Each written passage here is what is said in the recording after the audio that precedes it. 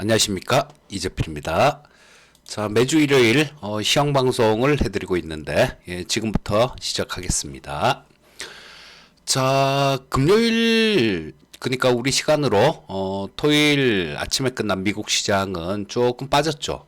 다우가 만 0.2% 정도, 나스닥이 0.23%, S&P 500이 0.11% 정도 하락 마감했습니다. 자, 근데 미국장이 뭐 이슈나 이런 거에 비해서는 잘 버텼다라는 생각이에요. 자, 보시게 되면 아침에 주가가 좀 빠져서 시작했죠. 나스닥이 요렇게 빠져서 시작했는데 그 이유는 뭐 다른 거 아니라 저런 겁니다.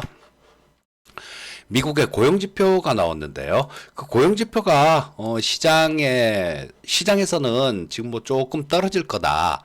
이렇게 생각하고 있었는데요. 오히려 많이 늘어났어요.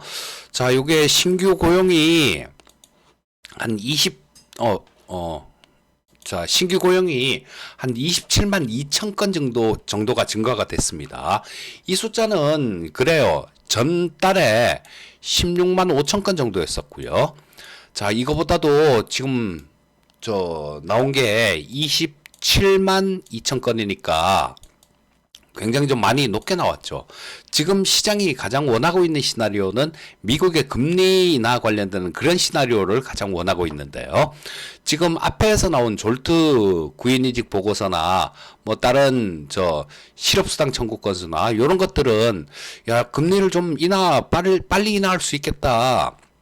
요렇게 희망을 주는 그런 수치였는데 이걸로 물 건너 가버린 거 아니냐 뭐 요런 거였습니다. 근데 좀 엇갈린 지표가 나왔어요.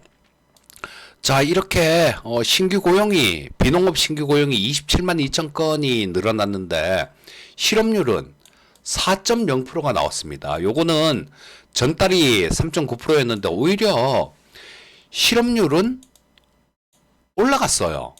자, 이상하잖아요, 이거. 고용이 늘어났으면 실업이 줄어야 되고, 실업이 늘었으면 고용이 줄어야 되는데 이상하게 나왔습니다. 근데 요게 이 실업률 같은 경우는 가계를 대상으로 조사를 하는 거고요. 이 신규 고용 같은 경우는 기업을 대상으로 조사하는 겁니다. 그래서 그 과정에서 조금 차이가 있었던 것 같은데 일단 그런 것 같아요. 시장은 지금 미국 금리를 보게 되면 이거 좀 무섭게 좀 올라왔습니다. 미국 금리가 10년물이 뭐 거의 뭐 15bp 정도 지금 0.15이니까 15.2bp가 금리가 올라왔죠. 그리고 2년물 같은 경우도 16.9bp가 올라왔습니다. 굉장히 크게 올라온 건데 시장은 나름대로 잘 버텼어요. 그 이유는 그런 건 것 같습니다. 야, 이거, 지금 뭐, 전에 파월 의장이 한 얘기가 있죠. 고용이 그 금리를 결정하는 그런, 뭐, 결정적인 요인은 아니다. 이런 얘기를 하면서, 고용이 견조하더라도 금리는 뭐, 인하를 할 수 있다라는 얘기를 전에, 그 파월 의장이 한 적이 있습니다. 요런 걸 좀 시장이 기억한 거 아닌가 싶은 생각이 들고요. 그리고 지금은, 금요일 날 연준 통화정책회의 발표가 있는데요. 자, 목요일이죠, 목요일. 우리 시간으로 목요일 새벽. 연준 정책회의가 있는데, 이거는 뭐, 금리는 동결이에요. 금리는 동결일 거고, 향후에 어떤 시나리오를 주느냐, 뭐, 요런 거죠. 자, 금리를 조금 빨리 인하할 수 있는 시나리오를 주느냐, 그게 아니냐, 뭐, 요런 게 지금 시장을 좀 좌우할 텐데요. 지금 그런 건 있습니다. 이 CPI가 발표가 될 거예요. 근데 요게 또 공교롭게도 우리 시간으로 수요일 저녁, 그러니까 이 CPI가 발표되는 시간은 우리 시간으로 수요일 저녁에 발표되고요. 그 다음에 연준 통화정책회의 결과가 나오는 거는 우리 시간으로 목요일 새벽에 발표가 됩니다. 그러니까 수요일 밤에 잠자고 일어나면 이거 다 나와 있을 겁니다. 자, 뭐 이 고용지표보다는 여기에 CPI에 좀 더 영향을 받을 것이다 이런 부분이었을 것 같아요. 자, 그리고 지금 이 CPI 같은 경우는 지금 다른 것들은 뭐 거의 비슷하게 나오고요. 헤드라인, 근원 물가는 거의 비슷하게 나오고, 헤드라인 같은 경우는 전월보다 약간 떨어질 가능성이 많아요. 왜냐하면, 뭐 유가 자체가 지금 5월달 같은 경우는 4월달보다는 유가 자체가 전체적으로 조금 낮은 수준을 유지했죠. 그래서 아마 헤드라인 월별 요거는 조금 떨어질 수 있습니다. 그리고 가장 큰 거는 파월 의장의 입일 텐데요. 그 파월 의장의 입에서 저는 좀 매파적인 그런 얘기가 나온다라고 생각지는 않습니다. 왜냐하면 지금 뭐 파월 의장 같은 경우도 뭐 몇 번 좀 말씀을 드렸지만, 파월 의장 같은 경우는 정치적인 외압들 뭐 이런 쪽에 좀 영향을 받는 그런 스타일이에요. 그리고 이 파월 의장도 트럼프가 되는 걸 그렇게 별로 안 좋아할 겁니다. 왜냐하면 트럼프는 그렇게 대놓고 공언했죠. 뭐 자기 되게 되면 잘라버린다, 뭐 이런 얘기도 했습니다. 자, 그래서 이 9월달 정도, 그러니까 7월달에는 이번에 다음 주에 통화정책회의를 하면 7월달에 있고요. 그 다음에 9월달에 있습니다. 그러고 난 다음에 대선 전에는 없어요. 자, 9월달쯤 연준회의 그때쯤 되게 되면 제 생각에는요, 아무래도 조금 외압이 있지 않을까 싶은 생각이 듭니다. 미국 연준에 지금 앨런 장관이 많이 그렇게 하고 있죠. 그래서 파월 의장 입에서도 뭐 조금 매파적인 그런 얘기 나오지는 않을 것 같고, 물론 뭐 수요일 저녁에 발표되는 CPI 숫자가 확 뛰어버렸다, 이렇게 되면 어쩔 수 없이 매파적으로 얘기를 하겠죠. 하지만 그렇지가 않고 뭐 전달 수준이나 이쯤 정도가 나온다라면 좀 온건한 뭐 그런 얘기를 할 가능성이 되게 높다라는 생각이 드니까요. 자, 그러면 미국 주식 시장 같은 경우는 좋죠. 미국 시장 같은 경우는 지금 여기 이게 나스닥 지수인데요. 뭐 계속 신고가 기록하고 있습니다. 그리고 이번 주에는 뭐 저런 행사들이 좀 있죠. 애플의 개발자 컨퍼런스가 있습니다.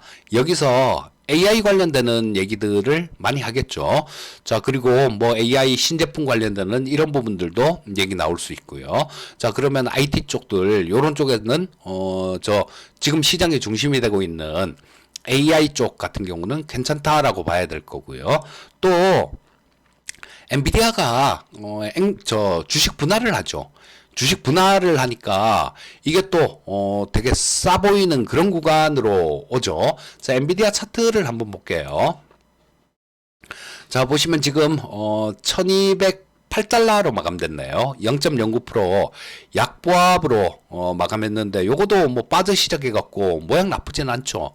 자, 그리고 요게 월요일 기업 분할을 하게 되면 주가가 우리나라도 마찬가지잖아요. 액면 분할하면 주가가 뚝 떨어져서 이렇게 시작되니까 착시 현상이 있기 때문에 뭐 좋은 영향을 주곤 합니다. 엔비디아 역시 마찬가지 아닐까 싶은 생각이 들고요. 자, 그러면 뭐 미국 시장 같은 경우는 괜찮다, 이렇게 보시면 될 텐데, 문제는 우리나라 시장이죠. 자, 우리나라 시장 같은 경우는 지금 미국 쪽에 아까 말씀드렸듯이 10년물 국채금리가 15.2bp가 올라왔고요. 2년물이 16.9bp가 올라왔습니다. 굉장히 미국 금리가 많이 올라온 거예요. 자, 이로 인해서 달러 인덱스가 또 지금 104.92로, 그러니까 105 근처까지 올라갔습니다. 요런 거는 우리나라 시장에는 좀 부담으로 작용할 수 있어요. 자, 보시게 되면 우리나라 코스피 지수 겨우 여기 22평선까지 돌파를 해놓고 지금 요 위에서 좀 안착 좀 돼줬으면 하는 그런 마음이 좀 강한데, 일단은 우리나라 시장에는 이게 미국 쪽에는 그렇게 큰 악재의 영향을 주지 못해도 우리나라 시장에는 조금 부담이 될 수 있다라고 보셔야 됩니다. 그래서 월요일 날 우리나라 시장도 좀 변동성이 있을 것 같은데, 자, 요거는 최소한 여기서 62평선 위에서는 좀 유지가 되면서 조금 버텨줬으면 하는 그런 바람이 있습니다. 그래야 이 62평선 자체가 아래로 꺾이지 않고 위쪽으로 계속 이렇게 가는 모습이 나옵니다. 여기서 이게 62평선이 깨져버리고 뭐 아래로 좀 이렇게 내려가 버리면 60선 자체가 꺾이는 그런 모습이 나와요. 자, 그러면 기술적으로는 별로 안 좋은 모습이 되겠죠. 그리고 이번 주 관전 포인트는 뭐 항상 그렇지만요. 가장 중요한 거는 외국인들 수급이 가장 중요한데요. 그 중에서도 뭐 현물시장 수급보다 선물시장 수급이 훨씬 중요합니다. 자, 지금 이번 지난 금요일 날 5,300억 정도 외국인들 선물시장에서 순매수했죠. 이번 주는 특히 더 중요한 한 주인데, 왜냐하면요.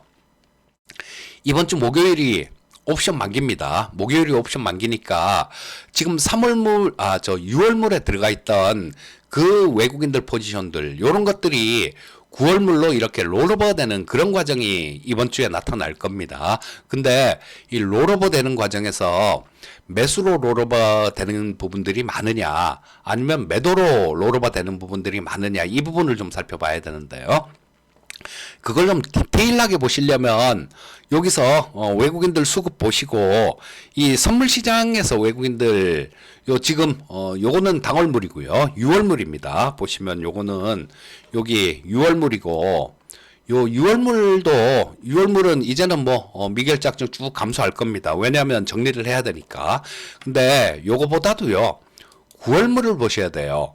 9월물 수급에서 지금 지난 금요일은 한 5,100억 정도 외국인들 순매수가 들어오면서 금요일 이 5,900 계약 정도 이 미결작정이 늘었으니까 매수로 롤오버가 좀 많이 됐다라는 얘기입니다. 그러니까 근데 뭐 이거는 지금 만기주에 본격적으로 롤오버가 되기 때문에 규모가 작아요. 뭐 5,900 계약이면 되게 작습니다.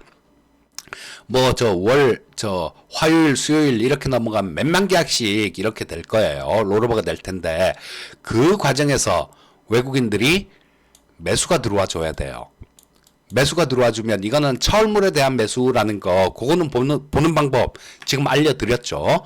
이게 차월물에 대해서 외국인들이 선물 매수가 들어온다라면, 그러면서 롤오버가 좀 이렇게 원활하게 이루어진다라면 요거는 차월물을 매수한 거기 때문에 향후에 한 석 달 정도의 시장, 그 정도에도 영향을 미칠 수 있습니다. 그래서 다음 주에는 그걸 꼭 좀 이렇게 보셔야 되고요. 그럼 이번 주 목요일까지 시장을 보실 때는 이 부분을 보셔야 됩니다. 지금 외국인들 이 콜옵션 쪽에서 한 170억 정도 콜은 순 매도하고 있고요. 그 다음 풋은 조금 매수입니다. 근데 이 상태로는 주가가 탄력 있게 강하게 위쪽으로 쭉 뻗어가기는 어려워요. 자, 이게 그래서 뭐 그런 부분들 때문에 월요일 날 좀 더 또 변동성 나올 수 있지만요. 그 변동성이 나오는 과정 요 부분은 어쩔 수 없다고 하더라도 여기서 외국인들 금요일 같은 경우도 약간은 들어왔죠. 이때까지 뭐 한 200억 가까이 콜 매도했었는데 금요일 날 28억 정도 콜 매수가 들어오면서 좀 줄었습니다.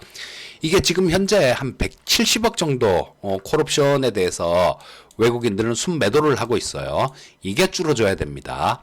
이 콜옵션 매도가 줄어줘야 되는데, 콜옵션 매도가 줄어들려면 매수가 들어오면 이 누적 순매도가 줄어드는 모습이겠죠. 그래서 이번 주는 선물옵션 동시만기가 있는 주라서 두 가지로 보셔야 됩니다. 롤오버 되는 것들, 롤오버 되는 과정에서 선물 매수가 들어오느냐, 요거는 다음 석 달 뭐 그 정도까지도 영향을 줄 수 있는 큰 사안이고요. 이번 주 시장 만기까지만 보시려 그러면 여기서 외국인들의 콜옵션 매도가 얼마나 줄어들어 주느냐, 그 부분을 보셔야 돼요. 자, 그리고 일단 뭐 섹터별로, 종목별로는 굉장히 지금 빠르게 순환매가 도는 그런 모습이에요. 자, 지금 뭐 우리 지난주에 갑자기 뭐 그 이슈가 하나 있었죠. 0일 만에 그 한 최대 140억 배럴 이만큼 석유가 매장돼 있다. 뭐 그래서 뭐 그 액티지오라는 데서 그런 의견을 냈는데, 그래서 거기에 고문이 우리나라에 들어오기도 하고 인터뷰도 했었죠. 근데 뭐 그런 일로 인해 갖고 급등하는 모습이 나왔는데, 여러분들 이거 이렇게 쫓아가시면 되게 곤란합니다. 제가 화요일 날 저거 저 종목 상담하는 프로요. 거기 저 해서 이 에너지 관련되는 종목들 요런 것들을 좀 진단을 했었어요. 화요일 날. 근데 거기서 참 그런 질문이 있었습니다. 어떤 종목인지는 뭐 그것까지는 얘기를 안 할게요. 뭐 그것까지는 얘기를 안 할 텐데 지금 막 움직이는 애들 있잖아요. 뭐 대성에너지, 뭐 한국가스, 한국석유 이런 애들. 이 종목은 아닌데 다른 종목입니다. 대구 경북 경남 쪽에다가 가스 공급하는 그런 업체인데 그거를 상한가 치고 난 다음 날 확 올랐는데 쫓아가서 종목 상담을 의뢰를 해 오시더라고요.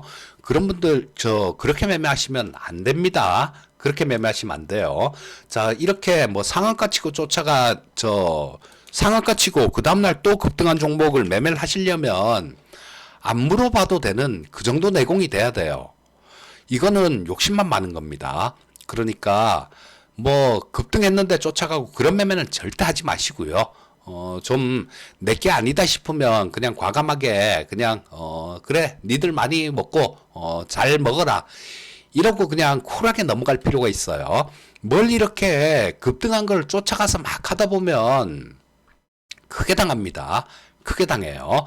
자, 그러니까 뭐 종목별로 매수를 하실 때는 충분히 조정을 받거나 옆으로 기는 종목들 중에 뭐 뚜렷한 모멘텀 같은 거 있는 종목들 내지는 그런 게 없는 종목이라도 실적이 뭐 계속해서 뚜렷하게 좋아진다든가 이런 종목들 위주로 고르셔야 됩니다. 남들 뭐 장에 간다고 걸음지고 장에 가면 큰일 납니다. 자, 오늘은 요 정도까지 하도록 하겠습니다. 항상 성공 투자하시고요. 저는 다음에 또 뵙겠습니다. 감사합니다.